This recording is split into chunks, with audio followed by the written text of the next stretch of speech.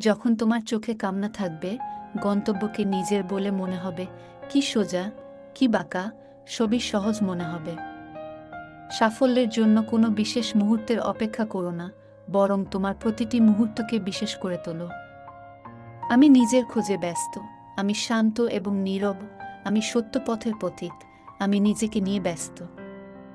খেলার শেষ মুহূর্ত জয়ের অপেক্ষায় থাকে।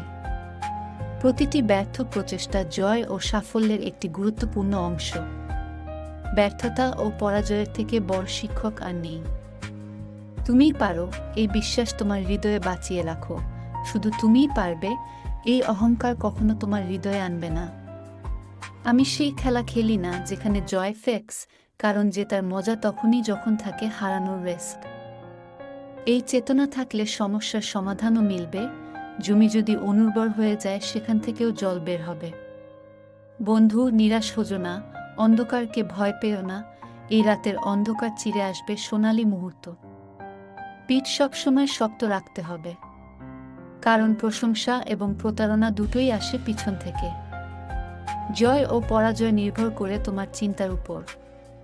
মেনে নিলে পরাজয়, আর দৃঢ় সংকল্প থাকলে জয়। ভাগ্যবান তারা নয় যারা তাদের জীবনে সবকিছু ভালো পায়। ভাগ্যবান তারা যারা যা পায় তা ভালো করে করে নেয়। সাহস হারাইও না বন্ধু, কারণ এখনো অনেক পথ বাকি। যারা বলেছে এটা তোমার দ্বারা হবে না, তাদেরও কিছু করে দেখাতে হবে। জীবন পাওয়া ভাগ্যের ব্যাপার, মৃত্যু সময়ের ব্যাপার, কিন্তু মৃত্যুর পরেও মানুষের হৃদয়ে বেঁচে থাকাটা কর্মের ব্যাপার।